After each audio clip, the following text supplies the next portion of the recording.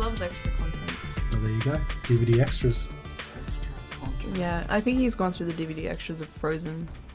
And he just likes that kind of content so much. Because he's got kids, like, not just for him. Oh, yeah.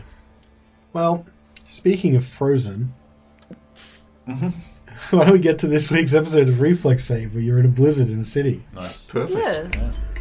Some of my segues work. What do you guys remember about last week?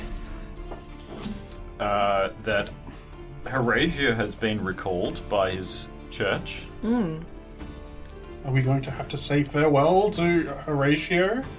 Why are you saying it like that? Find out next I hope week. not. Next week on Reflex Save to the music. We also spoke with Speaker Siva in Dinaval. We had a Pilates session and then departed from there in probably mid-morning, I guess. Trying to beat the blizzard? Yeah. Trying to beat the blizzard, which we did, thanks to, I think, Kind of. some good rolling. I think I would say you didn't beat the blizzard, but some very good survival rolls helped you stay on track. There's a very good chance you guys would have gotten lost then. You did good. You did good, Bron. And you headed into Bryn Shander, deciding to go to the House of the Morninglord, not only to see Mishan, but also try and catch up with Velian as well. Who?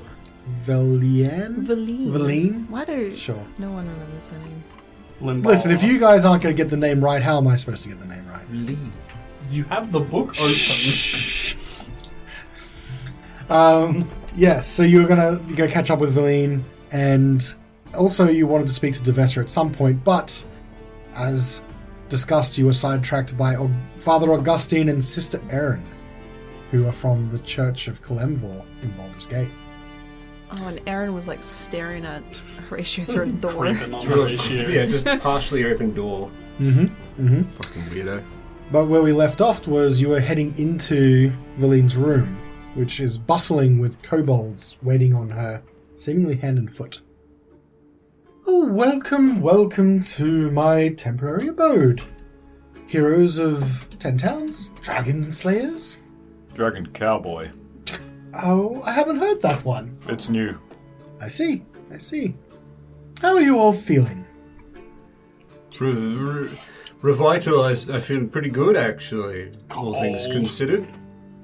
Yeah, cold. Always feel cold here, though. Oh, excellent. Well, I suspect, since I am seeing you here, you are willing to listen to my proposal, is it not? Are you not? Yes, that's right. We came to hear all about your special job you have for us. Excellent. But also, it must be said, Wodun, we also would like a little more information from you after that, if that's all right. Please. Well, how about I put my proposal first, and if you have any questions, we can continue from there. Right. Well, I need your help to find an ancient city buried under the ice. This city, Yithrin, is a lost fragment of the Empire of Nethril. Those wizards created many magical items we find scattered across the world today. It holds magic beyond our wildest dreams, and we might even find something to end this hateful winter. Intrigued? History check on all of those nouns. Yes, sure. Go for it. Did she say it's a hidden city beneath the ice? An ancient city buried under the ice. 19. 19. Okay. The Empire of Nethril rings a bell. You're not familiar with Yithrin specifically, but it is true that a lot of powerful ancient artifacts scattered across Faerun today can draw their roots from the Empire of Nethril. And so they are prized possessions from a lot of modern wizards to collect, because some of the art of creating them has been lost to time and they can't be recreated in any other way. So what you know, if we're talking about the ancient empire of Nethril in particular, there are modern sort of places where different cities of Nethril were, but one of the famous things that, as far as you're aware, that Nethril had was flying cities. And so when You're not sure of the exact circumstances, but when the Empire fell, many of those cities fell to Faerun itself. Some of them being completely destroyed in the process, some of them becoming the basis of other cities across Faerun. So talking about an ancient city of Nethril buried in ice, it's highly likely that it was one of these flying cities that crashed to the ground somewhere in what used to be at the time the Dale. But we're talking about like thousands of years ago. Alright then. So, an ancient city fell into the ice somewhere up here and has been since... wouldn't be covered in, like, lots and lots of ice by now? Indeed. Yes. But, using divination magic, the Arcane Brotherhood has learned that the city is buried deep within the rugged glacier.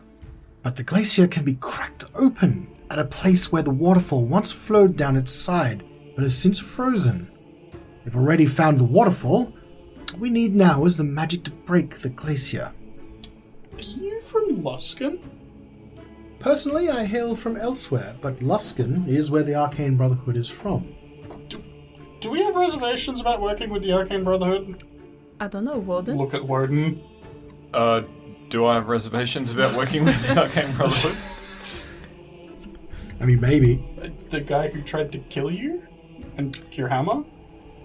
I don't know if he was from the Arcane Brotherhood. What was your faction called? Maybe he was, because he was the Archmage of... If he's a wizard from Luskan, like, out of character, if he was a wizard from Luskan, chances are he was a member of the Arcane He Brotherhood. was like the Wizard of Luskan. I can't remember what they were called. The Swords of the North, I think, maybe, was my adventuring guild. Sure. Is that what you're asking? Yeah. I think you mentioned like third episode. You're just like, I'm from this and I have to do things for them. Yeah. Please believe me. Let's go. Reservations with dealing with the Brotherhood aside, whilst I am part of the Brotherhood, we are in competition. Would that be adequate? We're all looking for the lost city of Yithrin, and I intend to be the first one of the Brotherhood to find it. Wait, so you're in the Brotherhood, but you have competition with the Brotherhood? Indeed. You wizards are Jerks. solitary folk. Well, that's quite rude. We are all different powerful wizards in our own right. We formed the Brotherhood, but, well, there's a bit of friendly competition between us, if that makes sense. Please, sit. You're all standing. This is making me feel awkward. I can get you some tea and biscuits, if that's okay. Certainly, yeah. And the little kobolds start, like, rushing around, getting little seats. Yeah, let's hear it. I've got other things to take care of. So, in the end of the day, what we're looking for is the lost city of Yithrin, and we need to see if we can find some of the artifacts that can be found there. I do believe that something there might be able to help you with this dilemma of the endless winter, as we're told. What makes you think that? I've learnt a few things on my time. Nethril being a vast empire of wizards, mastery of magics and the weave surpass our own even to this day. There are some specific artifacts that could be found here.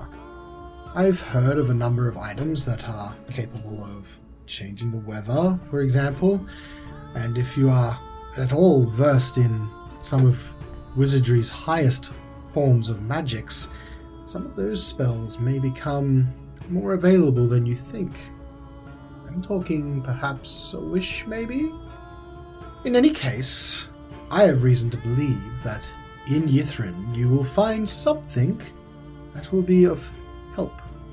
And given that, well, the current predicament that the Ten Towns is in feels strange to me.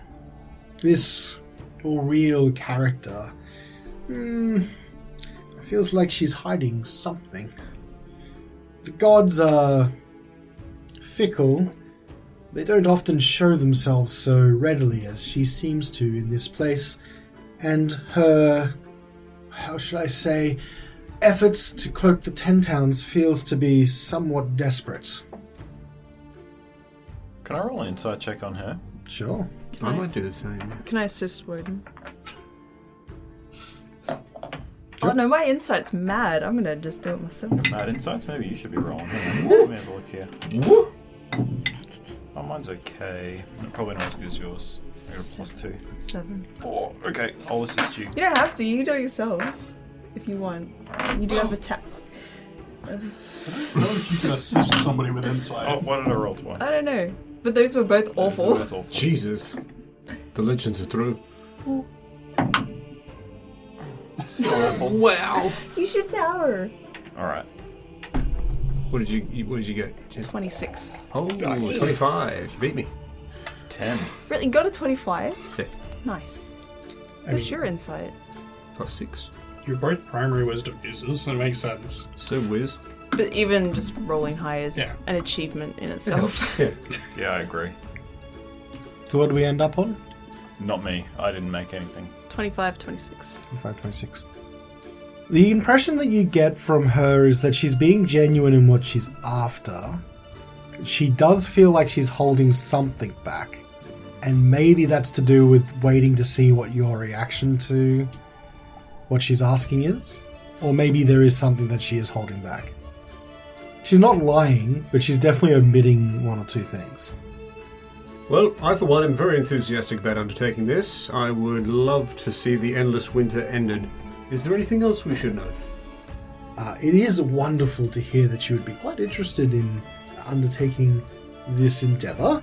We would need to possibly look for a few items first, which might give us access to Yithrin. In specific, 2 artifacts, I believe, that we will need. The Codicil of White and a Professor's Orb, which was once in my possession some time ago, but had been taken. Professor's Orb. And what was the other thing? The Codicil of White.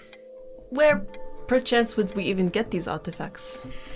I have reason to believe that there is a small island in the Sea of Moving Ice that we may be able to procure both of those items.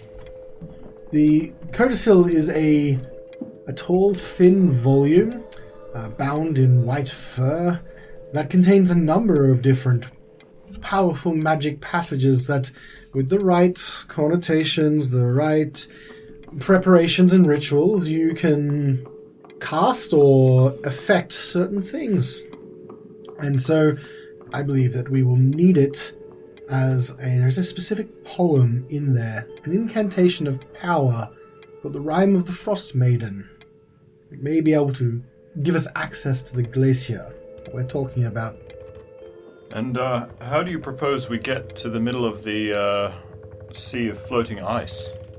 Good question. This is why I was trying to hire some very, very well-known heroes, of course. Well, that is us. Fantastic specialization in finding ways to places they probably shouldn't be going.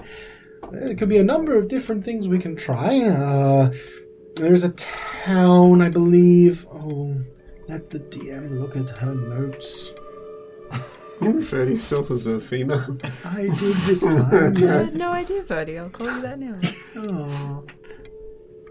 It's not on my map. Sea of Moving Ice. Bremen is the closest. I think It's nowhere near it, though. I think it's like northwest. Yeah. Yeah. I can transform into seafaring creatures. I've already got the heebie-jeebies. Of what size? Large? Oh, yeah?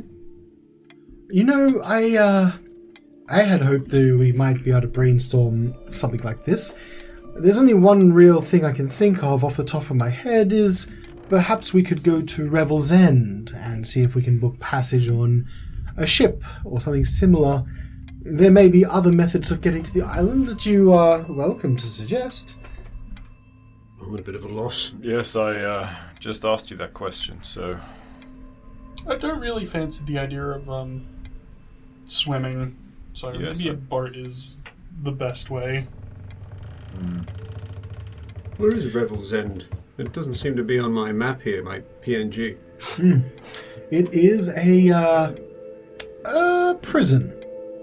In fact, near the Sea of Moving Ice, it's not a town, hence why it's not part of the 10 towns. Some of the worst get sent there. But it would be the one place where passage could be booked across the Sea of Moving Ice. That being said, perhaps there is some information finding we can do and see if there are alternative routes to get there. What would you suggest? I don't know. As I said, perhaps talking with some of the denizens of 10 towns, some speakers might have different ideas of how you could get there. Revel's End was the most obvious place to me, but also I wouldn't want to be trapped in anywhere out in the Sea of Moving Ice, and unless people are quite dedicated to helping us, that is a possibility we could run into. Say we find these items in both the sea and in the glacier. Are there else to keep, or would we just keep the thing to defeat the winter? Well, it would depend on how we wish to split the items up. This is mostly my expedition, but I would definitely allow you to keep anything that could allay this situation the 10 towns finds it in. I'm sure we can fairly come up to some sort of distribution of goods, shall we say. Is there something in particular that you're seeking in this city? Well, I would like my professor's orb back. It is somewhat precious to me. A sentimental item, of course. But it also has extremely extensive knowledge of different magics that I can divine through it, so it will be useful when trying to find out more about Nethril. Nethril itself I am just interested in, as one could say, some of the artifacts that could be found there. Nothing specific, but I have heard of a couple of artifacts. Maybe you're interested in a Mythalar. I am. It is a powerful magic item that has the means to change the weather. What are the limits? Sorry. No, you go. What are the limitations on this? Like, how much weather are we talking? Well, these items are quite dangerous, as it were. They contain quite a lot of power in them, especially to change an entire weather system. I think if perhaps Auriel was not able to keep her spell cast in the air, it would leave open to this kind of magic to maybe permanently revert Icewind Dale's weather to a more normal seasonal approach, shall we say? These items, of course, are extremely dangerous to handle, and I would highly recommend that you don't do so without me. They, in the wrong hands, can be explosive. Svieta, starts to have a flashback, sweat, and just say, does it look like an orb with 3 rings around it? No. Okay. It does not. What do you mean? Don't want to talk about it. Are you sure? It sounds like you have a very specific reaction to the Mythlar. Well, we came across some orb that changed the weather, although temporarily. Really? Do tell. Have I said too much? We still have it. Do we? Yeah, it doesn't work anymore, but I don't see it. Didn't throw it away. Who has it? Carnelian. Not me. Carnelian would still have it then if nobody asked for it. I think it might be worth sharing. I mean, there's no point in withholding this information. I didn't realize you still had it. Oh, God. Carnelian just reaches into the bag and pulls out. This? Pulls out the what is it called? What fulcrum did you call it? It was the... It did look like a gyro. in the end, you know it as the Summer Star. Oh, I didn't realize you still had that, Carnelian. Why would I throw it away? Because it's horrible. But it changed the weather once. It's not what we need. Throw it in the bin. No. Whew. That's quite interesting. May I see it? Yeah, sure. And she gingerly takes it from you and starts inspecting it. That's very interesting. someone tried to recreate weather-changing magic as far as I can see, but it was flawed in some way. Do you think you could fix it? The kind of magic you would need to make this work properly is beyond many skill in Faerun, hence why we need something like items from Nithril. It almost looks like someone was trying to recreate a Mythalar and use it to, I would imagine, if... how did you come across this again? In a small shack up north past Tourmaline. A small shack? Okay. Like in the Lonely Woods? Yes. Screech, bring me my book of Nethril. Take a look. And Kobold runs to like a little small bookshelf that's been set up and just reaches in and pulls out a book, like almost reaches past the bookshelf and pulls out another one. And she opens it up and starts pouring through it. I do believe someone did try to recreate the item we're talking about. But this would have been a very difficult task to accomplish for even a very powerful wizard. Was the person that was attempting to do this some archmage that I'm not aware of? I would never have attempted this myself. Likely to get yourself killed with all the energies involved. Yeah, about that. Yep. Anyway, I don't think he was an archmage. I see. He was a cowboy, from what I could gather. Cowboy. Well, this seems like someone is trying to recreate the Mythalar we're talking about. I would hazard a guess that they didn't quite realize just how dangerous that could be. In any case, the real item that we're talking about would be much, much more powerful and potent. Still hard to compete against a god's will, though. But it would have a good chance of resetting the weather back in Icewind Dale and remaining magical after the fact. She hands you back the Summer Star. Is that what the Brotherhood are referring to Auriel as? A god?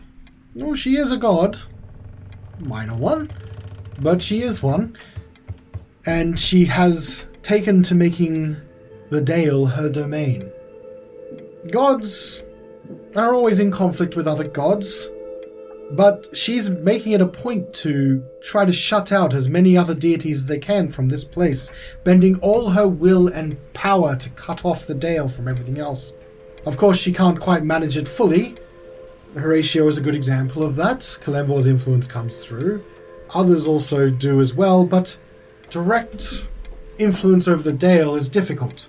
And, more importantly, when we're talking about Kalemvor or... we're also talking about Lathander. Those are very powerful deities indeed, part of the larger pantheon of Faerun. Smaller deities like Auriel or her competition with Malar, they're quite minor. So she is shutting those small minor deities out entirely from the Dale. Their influences can't cut through it at all. She has, in a way, absolute power here, but she's expending a lot of divine energy just to keep them out. Her herself may be vulnerable. Was it worth trying to pursue and engage Auriel herself? Disrupt her ability to maintain this? Despite everything, she is still a deity, a god. I would recommend not tangling with her, if possible, but if you are so inclined, dealing with her directly in the Dale would be your best chance. If she's expending this much power to keep this place her own domain, I think if you run into her, she may be weakened somewhat than she normally would. So it's possible in an encounter, perhaps you could try and deal with her. If you do manage to deal with her, or somehow stop her from casting her nightly spell, then finding the Mythalar will allow you to permanently change the weather, and she would no longer be able to affect it, at least for some time. Right, so we could further weaken her by changing the weather around her. That would be one way to weaken her, yes. Her influence here is paramount to her power. whether you take care of her first and then use the Mythalar later, or vice versa, you could make it conceivably easier to deal with her by weakening her power in the Dale. Yes, that would be one way of doing it. Is there a particular time that you would recommend striking? Like, for example, on the night of the sacrifice or something like that? Is there a point where she becomes weaker, would you think? I would certainly not strike on the night of the sacrifice. That is when all of the 10 towns bend their will to submitting to hers, and she gains the most of her power through those rituals. Look, full disclosure, necromancy is a somewhat speciality of mine, an area of study.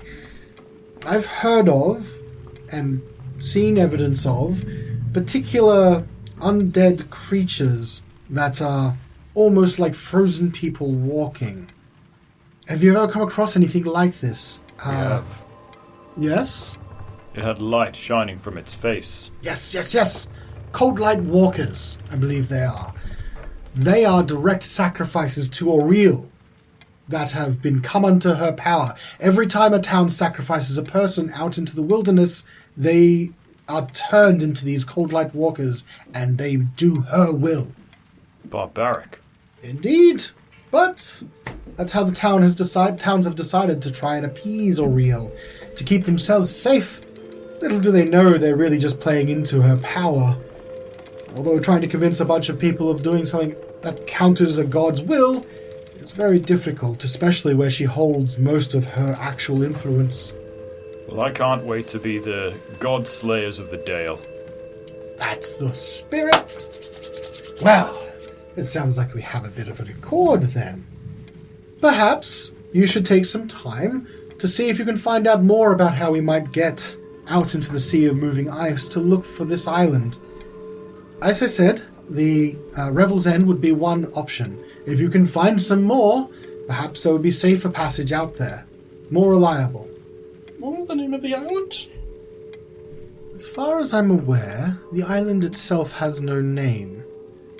But it is somewhat connected to Auril. The codicil itself is written and guarded by Auril's followers.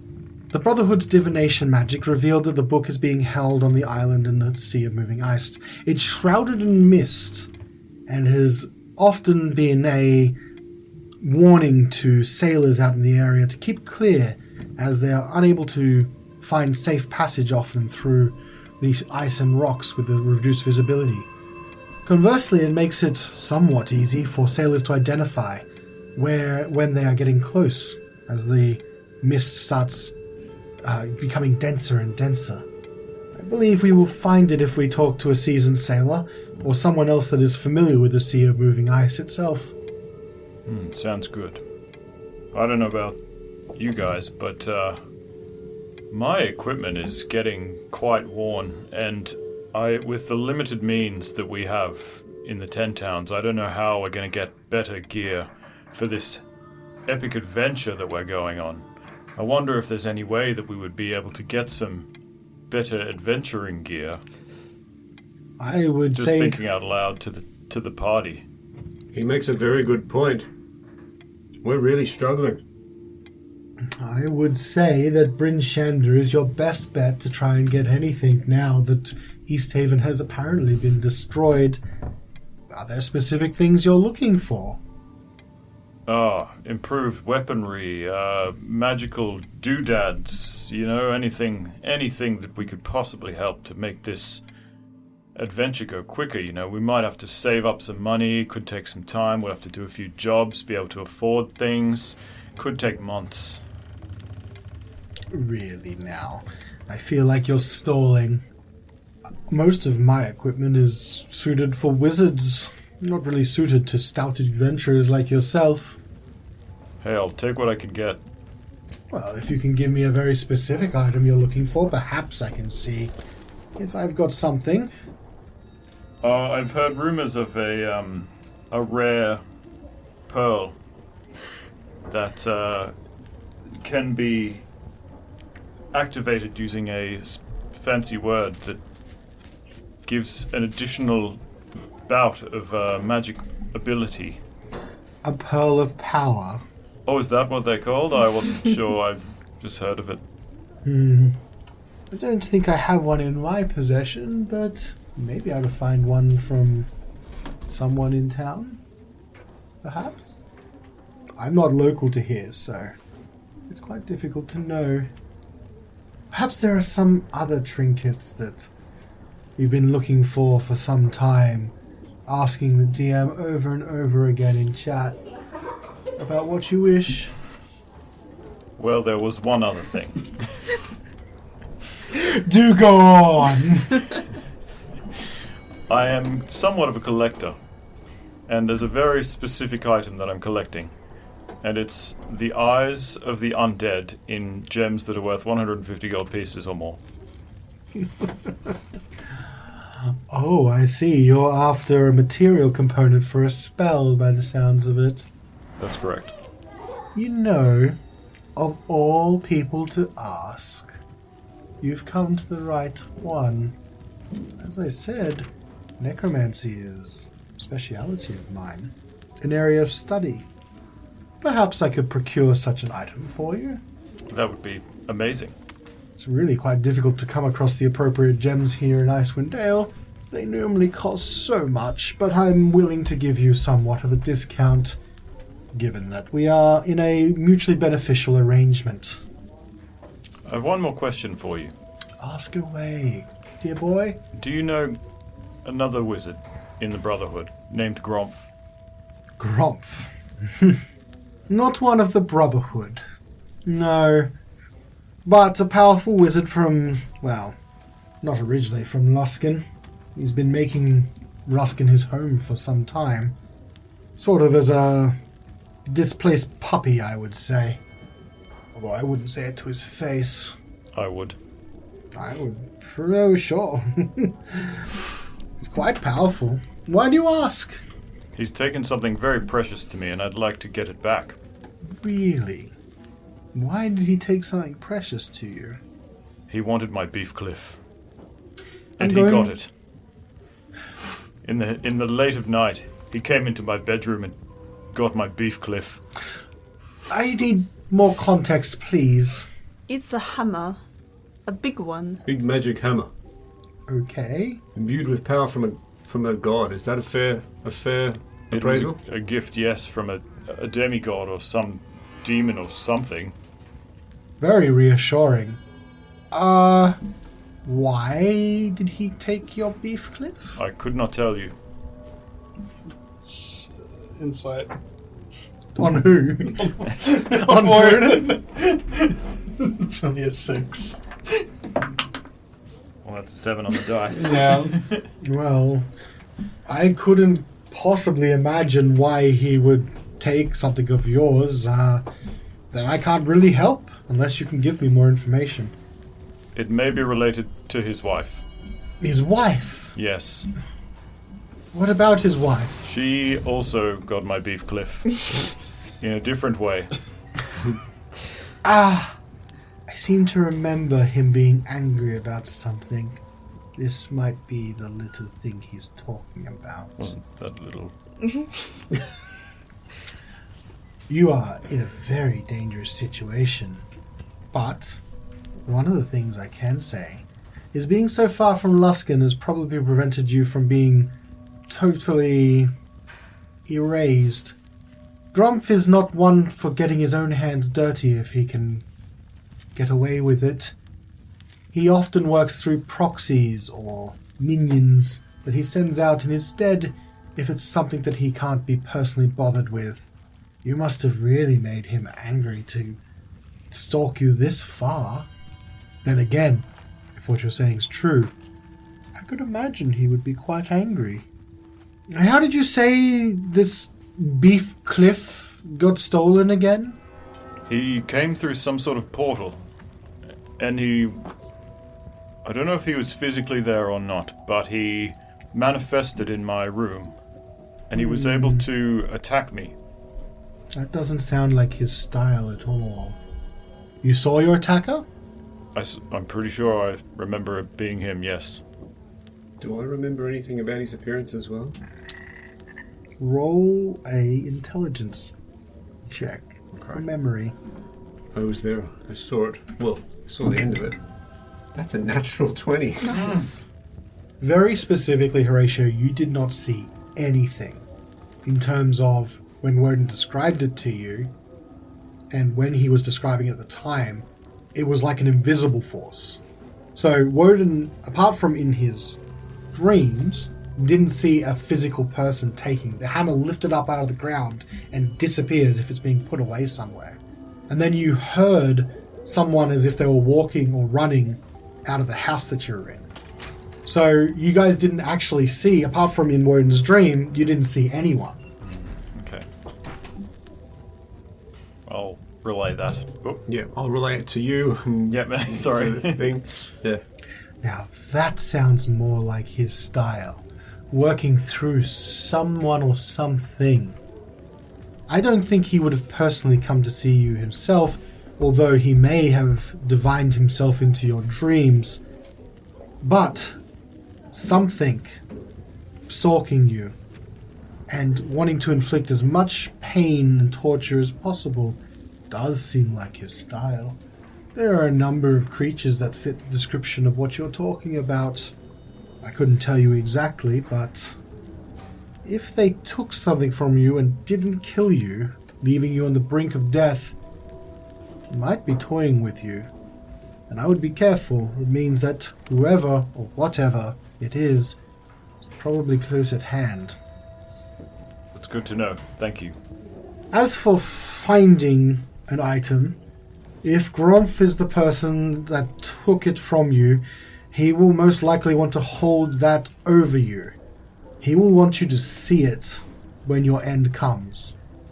You may get a chance to recover your item if you confront this entity that took it from you. Perhaps there is some way to draw it out specifically. I don't feel a presence such as that in this room right now. I keep very close spells to try and keep myself safe when traveling, alarm traps and whatnot, and nothing's been triggered except for what I'm expecting. So maybe we're safe here. But I would recommend, whenever you are not with me, perhaps whenever you're alone, always assume that someone is listening. Right, well, I'll sleep in here tonight with you. There's not exactly a lot of room in here. It's a little bit cramped, and she sort of leans back and she's got like all this space, this little couch that she's lying on. It's filled with kobolds. There's a lot of kobolds, yeah. True. Why are there so many kobolds? Oh, they are helping me. They owe me a debt. Let's put it that way. Insight. Damn it. 7. I mean, feasible. Yeah, it is feasible. If you, you know that it's common practice for kobolds that if you save one of their life, they often feel indebted to you for the rest of theirs. Kind of like the you save this life, it's kind of yours thing. That's not universal across all kobolds, of course, but a lot of clans do operate that way. This kind of honor system. I would like to ask for one thing, if you happen to have it on you. Oh, yes, my dear. What can I help you with? Would you happen to have scale mail? Scale mail. Well, as much as I do look dashing in just about anything, dearie, armor is not something that I particularly wear. I'm sure in town you may be able to get some scale mail, though, if you need. Yes, I'll probably go to the Black Irons then. Mm-hmm. Is there anything else that anyone would like to know? Who's your deity? And what does he do? Who's your deity? Who's the deity and what does she do? If you're asking what deity that I ascribe to, the one that I pay most respect would be Azuth, god of wizards. Checks out. I have nothing more to say. I don't think I have any sway over you. Someone like you in your station. Well, you're such a nice young man. You have sway and charm of your own. You don't have to rely on deities to do that. Have you heard of a book called The Art of War? Not in this realm. One of the first rules is to choose your battles carefully. Ooh, You're no chance. very sound advice. Is there anything else I can do for you? Yeah, I've got one thing, actually. Sure. Those two priests of Callan, have you had any contact with them? Dour folk. They came in this morning sometime. I believe that Mishan has all day been attending to them. He doesn't seem to be particularly happy about it. They don't seem to like me very much, though. Religious folk tend not to like wizards very much. That seems to be a thing. Yeah, I get it. You know, religious people don't like smart people. I get it. I'm not saying that. I'm in a bit of a predicament, you see. It is true, though. Yes, well, religious people find that our delving into magics is sometimes counter to the things they teach. At the same time, it's just a fact of life. Wizards and clerics. If only they knew the power of combining the two. Oh, I think many a person has tried combining both powers at once before. Exceptionally difficult to combine the energies of the divine and the natural magics of the world and deconstruct it like you would as a wizard. So we're getting off topic on things that I'm quite interested in to talk your ear off all day if you wish. Oh, I'd love to in the future. Once we save the 10 towns, you know, and all that. Well, I suspect we'll have a lot of time together on the road over the next few days if we have to get to the Sea of Moving Ice. Oh, you're coming with us? Of course, of course. I wouldn't miss this for the world. You may need my help, of course, and identifying and handling such items would certainly need my expertise. I wouldn't tend you alone, just the four of you. Great, well, okay. Where are we at? So you want us to try and find a better way to get to the island, or...? I think that would be prudent. Perhaps if we can research a couple of different ways to move over the Sea of Moving Ice, we can then make a decision that suits us and the whole group of us to go together safely where possible. If we can't find any alternatives, perhaps we make for Revel's End and see if we can book passage from there. Well, accessing and traversing the Sea of Moving Ice. If we can find the Professor's Orb and the Codicil of White, we can then head to the Ragged Glacier and look to split the glacier and arrive in Yithrin. Was the orb on the island as well, or did you just not mention where the orb was? And the orb, I believe, is also on the island. We should be able to find them both together. Right, well, I think we've got some investigation to do. Well, since a weather event appears to be going on outside, I don't suspect we'll be moving anywhere in the immediate future. Perhaps we should see what the weather is like tomorrow morning and look to set out from there. Or if you wish to wait a couple of days as you talk to more people across the Dale, perhaps we can go further and wider. But I would suspect that Bryn Shander is one of the best places to be. One of the largest towns, and the most well-equipped town, and since the only big competition with it, East Haven, has been destroyed, most of that knowledge will come here out of refugees. There's quite a lot of refugees from East Haven that made their way here. You may be able to find some people as well from that proclivities. If you know of anyone that has vast knowledges that they had access to in East Haven, perhaps they would also have a good idea. Other than that, I believe Targos is another big town, but it's not as big as Bryn Shander. I still think that here is your best bet. Absolutely. I think even more so now, like you said, given the circumstances, here is by far the best place to search. So, and with your warnings about the dragons and having more people evacuate to Bryn Shander, there's more people here than there usually are. So you may be able to find more information here than you normally would be able to find out. Is there a refugee camp that we could check out, or where are they holding up? I think you may need to speak to the speaker to see what they've organized. I am not 100% sure. A lot of people are scattered to and from the place. I know for a while Mishan had people held up here.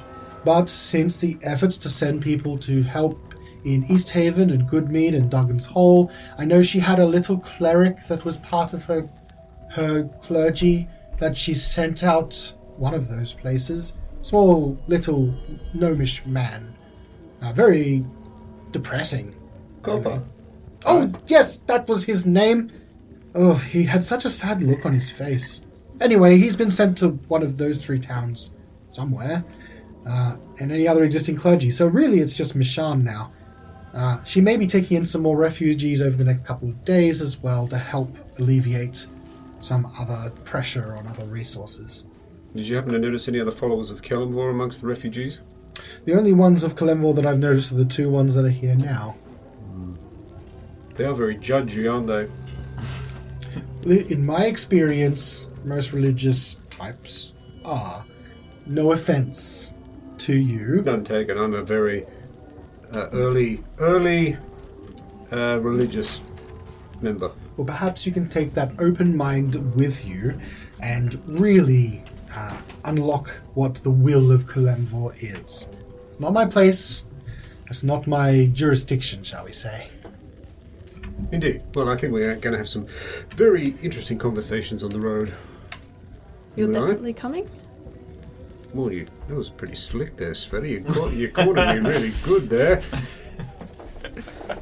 We'll talk later, okay? Just run. Yes. Bye! See you later! I'm going full Nelly and Brulia. I'm torn. Feel free to come and speak to me at any time. But I will start making organization for us to head out wherever we need to go. We'll start making some inquiries and we'll keep you updated very soon.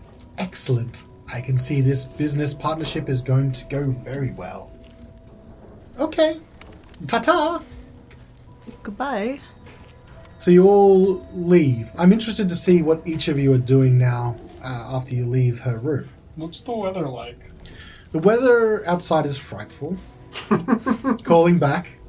The weather is still like you can see the snow beating on the windows, and the braziers are doing the best they can to keep back the cold. It looks like there's going to be a blizzard for some time. Alright, seeing the speaker is a tomorrow job. Yeah. What would you like to do, Carnelian? You've got a bit of time. Are all the kobolds like in what's her name? Valine. Levine? No, that's Abrils. Did you do that on purpose? Levia? Valine. Valine. Valine. Where's Carnelian. Sticks and Stones? The last you saw of them, they were handling the dogs in the kennels. So conceivably, you haven't seen them in Valine's room or anything like that. There was a different set of kobolds. So they're probably still out there dealing with the dogs unless you see them elsewhere. Okay, well, Carnelian will go out to check on Chucky. Okay. Horatio, what are you doing at this time as well? Well, do you want to start with me or finish with me? Well, I just want to get a general idea and I'm going to go around Okay. from there. I want to go talk to Mishan first. Okay. Wodun, is there anything you want to particularly do? He might go like. Is it like too intense outside to be walking around, or? It is intense, but within the city walls, you have at least some degree of protection. And because the houses are so close, you can kind of pick your way in. You just have to be a bit careful wandering about. All right. Well, he's just gonna, put the cloak up to protect him from the weather and go for a wander around town and just see if he can find out where the refugees are and see what's going on around town. Sure. And for Svieta, Is it still trading hours? Perpetual trading hours. I would suggest that yes, but with the blizzard, a lot of places might be closing early. So as long as the blizzard alleviates, the morning might be better for that kind of thing. I will prepare a meat bird instead. Okay. Well, let's start then with Wodun. So Wodun, you are doing a bit of a scout of the city. Hood up, and I'd like you to do an investigation check. This is represents you talking to people, finding out information. You're looking for the refugee camp in specific, and seeing what you can find out. Just a montage of him.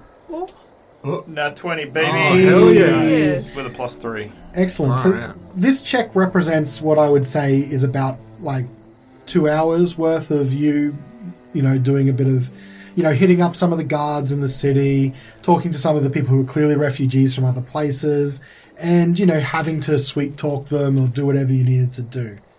It appears that the refugees are mostly being held up in a few houses behind the city hall. So you know the city hall, or the town hall, sorry, is central to this map. And there's a group of houses that sit behind it. It's particularly one that has a big open courtyard, like fenced off courtyard. That's where the majority of refugees are, where possible, getting camped out, let's say. Okay. A lot of other refugees are being basically boarded in other citizens' houses where they can. So think of them like an international student coming in and boarding in a place. So wherever possible, town citizens are trying to also help, because there's just so many of them. But if you're looking for a main camp, it would be behind the city hall. And what's the general vibe of the city? Like, are people, relieved and happy because the threat of the dragon's gone? Are they stressed because there's so many extra people in the city and everything's a breaking point? Yeah, the vibe you get is that there is a palpable sense of relief of people that you talk to.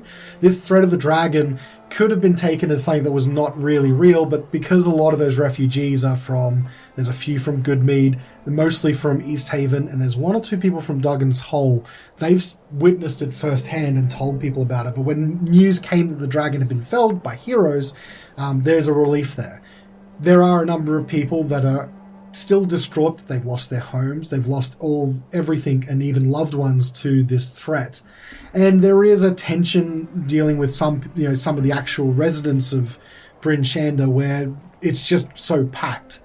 That being said, a lot of the people that you talk to from Bryn Shander are basically a little bit thankful, because if this is how busy it is now, can you imagine if they had refugees from all over 10 towns come to Bryn Shander? It would be packed to the gills. And so it's a mixture. It's a mixed bag, but generally it's positive. Okay. If a bit strained. So you're able to speak to a lot of people there in the course of that 2 hours. Make me a perception check. 19 plus 2, 21. Nice. Every so often when you're walking around talking to people, it's still a heavy blizzard. So there's a lot of snow coming down. And you're focusing on the task at hand, talking to people, trying to find out information, and you're wandering the streets, and every so often you sort of look behind you, just trying to check out where you are, and you could swear that you see, in the limited vision that you've got, some sort of figure in the snow. No distinct features or anything like that, almost like the snow is hitting something and stopping, and then every time you catch sight of it, it sort of shakes off and melds back into the blizzard. Something appears to be following you, and you can't quite see it. But you are able to make it back to the House of the Morninglord safely, if that was your intent. Yeah. Okay. Svieta, you are in a... I don't know where you would be to do this, but... I'm just going to be in the foyer. Okay. Or whatever it's called inside the house. Set up a bath in the foyer. Yeah. I need a bath now for my meat birds. So just prepare it, get some meat out. It'll just be a sparrow. Okay. A little town sparrow. So you create a sparrow. It turns to you and goes, "Sup, G? Oh, fuck. This is Got a message for me?" fucking speechless. Oh, hell yeah. Sparrow native meat. So, Sup, dude. Hello. No, fuck you, don't talk to me. It's too late. We're having a conversation now. best defense is the offense. I beat it up. I punched the meat bird. Oh, that's just uncalled. That's uncalled for, man. Alright, so I'll just grab it, hold it. Clasp it, so my whole hand encompasses the bird, and I just talk to it like it's a microphone. Hey, you're getting a bit touchy-feely with me now. Yeah, I know, shut up. Go to the Black Iron Blades, talk to Hren, that's her name. She doesn't have a nose. I see. Yes. And I need to do that in real life. For those at home, she's holding an invisible sparrow. Talking. Sparrow. A meat sparrow, specifically. I think that's her name, hang on. I had her name and then I lost it. Sounded right. Hruna. Hruna. Hruna? Harana or something like that, I Hruna. think. She's Korean. I think it was Runa. Runa, yeah. Yeah, go to Hruna. Oh, yeah. Yep. She's at the Black Iron Blades. Go there, ask her to start making me scale mail that's minimal in metal. I Fucking lob it. to infinity and beyond. Bam! Not He just making that launches again. out. Thank you. No, thank you. Carnelian, you're heading outside to where Stables, the kennels. kennels. You head out to the kennels. The weather is particularly bad, but once you get to the kennels, you sort of open them up, and you get a little bit of an enclave before you get to the main part, and you can just sort of hear the dogs a little bit restless to be inside, but it looks like they've all been taken care of. And you can see a kobold, sort of with a greyish-brown scale colouring, standing off to the side, just leaning back. Looks like they've just taken a moment to take a break. You can imagine if this kobold was a person, they might be having a cigarette break, just slowly drawing. If this kobold was a person. What's a cigarette? Exactly. There's no cigarettes in Faerun. But if they did have one, he would have one right now. Alright, are you trying to say kobolds aren't people? Yes. That's why they're in the stable. That's why they're draconic heritage. They're not people. Anyway. I don't think that's how that works. Possibly. He looks up as you come in. Eh? You seem quite alright. I was expecting sticks and stones, but I guess This is one of them. No, sticks. one of them? Alright. Sticks here. What's up? Carnelian, was it? Yes, that is correct. Alright, I'm just gonna come out now. What's the deal with Verlaine? Well, you know how it is. Elaine's our boss. He employed us a little while back to help her through the Dale. And I feel like we owe her a little bit more since she saved a couple of us when we were attacked, set upon out in the wilds. So we sort of feel like we owe it to her to continue our services. You know? No, I don't. That doesn't add up. Really? She saved a couple of you? Oh, it was pretty hairy. A couple died. From We could have all died. from what? We were set upon by a couple of yetis. We probably would have died out there if it wasn't for her. We were already in her service anyway, and she pays us a little bit, so we just decided to extend those services to her. Hey, Carnelian, Yeah. what are you doing here? Is this general, or are you talking like... What are you doing here with these big folk? Why are you here? Do these people pay you? One of them are supposed to be gold. No, I'm more of a cultural ambassador. Do you really think that that's going to change a lot of people's minds? Being some sort of ambassador of kobolds? Is that what it is? Well, I don't know if you've noticed, but I'm something of a hero now. Sure, you are. Do you think that extends to all of us? Goodness, no. They see one kobold dancing on stage, helping them out. It's a novelty. The rest of us, still trash. So what are you doing here? What keeps you out of being at home? Why did you decide to come here in the first place? Well, I didn't decide to come here in the first place. Really? No, well, Why did you leave the spine? Do you remember? I mean, I could see a number of reasons why you might have been taken out here into the Dale and stayed out here on extended sabbatical, but why did you leave in the first place? Just seems very strange to me. I've seen your interactions with the other big folk. what, you don't think that the treatment of our kind is just perception? You think there's some wall in between us? I think that the big folk think very little of our kind. A number of different ones. Goblins get the worst of it as well. Is it worth it? We have our own spaces. They have theirs. We have our own spaces in the middle of caves in mountains where we can get attacked and invaded by any number of things that want to just kill us. I don't know about you, but I think we could be doing a lot better for ourselves. Styx shrugs. Towns get attacked. Caves get attacked. Is it really that different? When you get right down to it, what are you putting so much effort into? Just a question. I'm curious. Well, what am I getting out of this? Lots of food. Nice places to sleep. I'm getting paid. Pretty good. Treasure. Sure.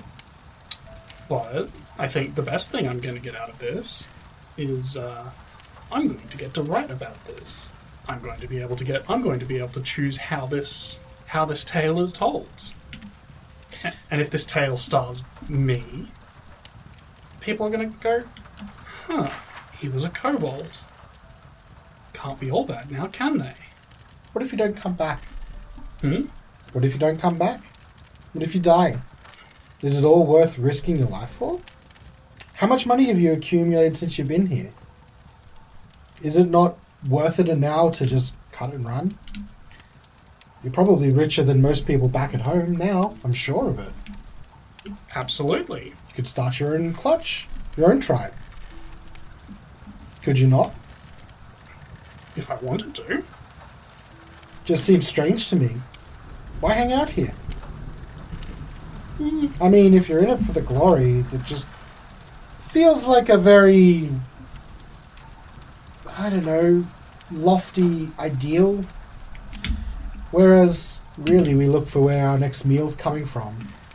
Well, What's pragmatic? you're saying that like I'm not being pragmatic. You think I'm not getting meals out of this? You think... Oh, yeah, I guess. And I'm still alive? Sure. I don't think that Mr. I'm just gonna do whatever this human wizard tells me to is in a much of a position to question my dragon slaying lifestyle. Hey, fair enough. Fair enough. Anyway, as long as you know why you're here. Hey, story's already starting to be told. Song's already being written. Just needs an ending now. And if that ending is I disappear into the glacier and I'm never heard from again, that's the risk I get to take. But if the ending is Kobold saves the Dale, life will be better for all of us. I hope so. I just feel like you're putting a lot of trust in these big folk. No, I'm trusting 3. Sure. Anyway, I probably best be going back to the Lady Valine. I'm sure she's been wanting something. We probably won't be hanging around for too much longer. I doubt she'll need our services for too much. Maybe one or two of us might stick around to help drive the carts. I best be going. Good luck. Don't die. You as well. And Styx leaves. Good one. I got it. Carnelian looks around the kennel and is like, nobody else is here. Approaches Chucky. Who's a good boy? And we'll leave that to head back to Horacio. You're seeking out Mishan. Yes. And you find her at the altar. She looks like she's paging through a book. She notices you come in. Good evening, Horacio. Good to see you. Yes, and you, Mishan. I was wondering, could we have an audience in private, please? Yes, of course. Come to my chambers. Ooh. Not like that. Strange disembodied Svieta. So she leads you away, and she's got like a little, not her bedroom, but like just sort of an antechamber outside of it. And she sits you down, and it's just basically 2 chairs and like a little coffee table. What's on your mind? Mashan, I find myself at a bit of a crossroads. Tell me, what is your take on Father Augustine and Sister Erin? If you want my opinion, fairly typical examples of clerics of Glenvor. How should I put it? Career clergy type, if that makes sense to you. A little. Do I seem like a typical Kellenvor cleric to you? Well, now we get into the crux of the issue, if I'm not mistaken. As you know, and I've tried to teach you, regardless of whether it's Kellenvor, whether it's the Morninglord, whether it's Aureel, or someone else, the gods work their way through their avatars, or their representatives in many different ways. But at the end of the day, mortals are still mortals. And so you get those with ambition that work through Kellenvor but still see their own ends out. And this goes for any god from any place. You strike me as someone that's not the typical cleric. Blind devotion doesn't suit you very well. And I would argue that blind devotion is not the only thing you need to be a good cleric. Do you remember when you came here the first time? I asked you why you wanted to be a cleric. Do you remember what you said? Not the exact words, but probably something along the lines of helping people because it seemed like a useful tool. Exactly. And do you remember what I said next? I said, why did you choose Kellenvor? I was very specific with that. Do you know why? He seemed like someone who constantly is brushing with death. Yes, he is. But specifically, he has no strong feelings of whether someone lives or dies based on some altruism. He's neutral. If it's someone's time, it's their time. If it's not, it's not. Kellenvor, for example, really dislikes people who dabble with the undead. That's why you get this uneasy feeling every time you see one. All clerics do of certain alignments and domains, but Kellenvor in particular get this really icky feeling, as far as I'm aware, that's really counter to their own goals and deeds. So for Kellenvor, the handling of the dead, the judgment, as far as I'm aware, is very important. That ogre was pretty gross. I don't know what you're talking about, but I'm sure it is exactly what I'm talking about. In any case, that's why I was questioning. Kellenvor isn't in the business of saving people specifically.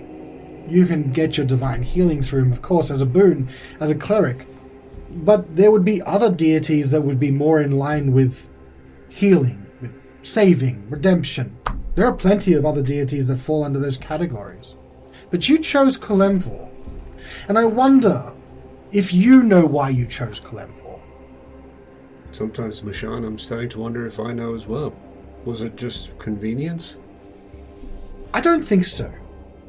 If you ask my understanding, clerics, especially those that grow in power very quickly, like someone I can think of right now, are intrinsically bound to their deities.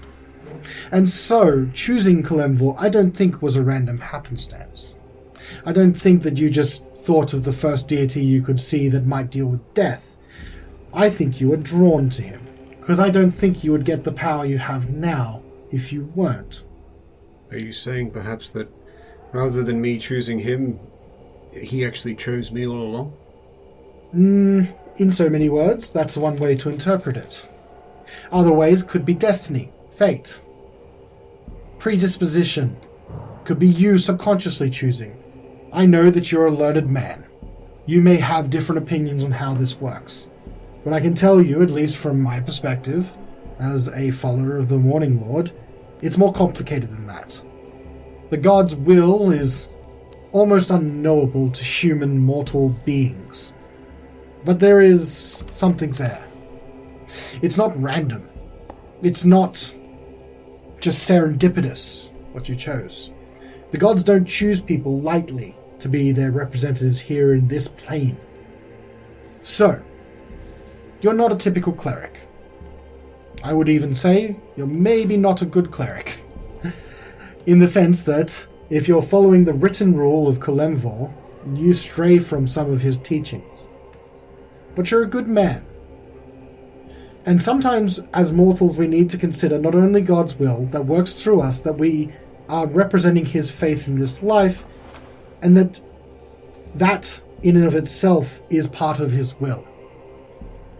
You have your own close connections to your deity. Listen, and I know you are. It sounds like more and more you're listening to him. I hear him. I feel it. Feeling most likely. Even here in this place, it's hard for me to feel the Morninglord's light. Aureel has cut a lot of it out, but you can still feel it. In that presence and in that mind, the one thing I would caution you.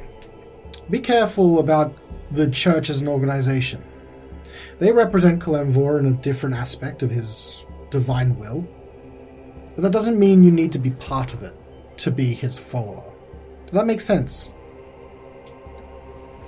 Well, yes, I mean, I never joined with the intention of becoming one of them. No. And in that respect, I think that you're a better cleric than you let on. Listen to the will of your deity. Think with your heart as well as your head. Decide where you will go. You may not make friends, but I think that the will of your deity will shine through. Make the decision yourself. Carve your own destiny. It's yours. Whilst you pledge yourself to your deity, mankind, mortal kind, is specifically unique in that the gods gave us free will, regardless. Think about that. I shall. Thank you for your counsel, Mushan.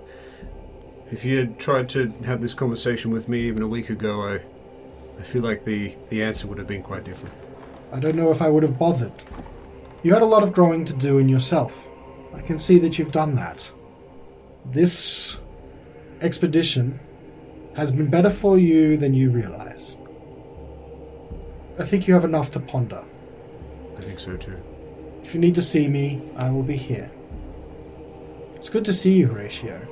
I really thought that you might not make it back. You too, Mushan. It's good to see you. Farewell, then. I'll see you possibly in the morning. Okay, we'll quietly head out of the room. You head out of the room. The door clicks shut. You turn around, and you see two hooded figures in black standing in the main lobby between the pews. Father Augustine and Sister Erin. They appear to be waiting for you. Next week on Reflex Save. Get comfortable, dickheads, because you'll be waiting a week. I'm not there, right? No, I don't think so.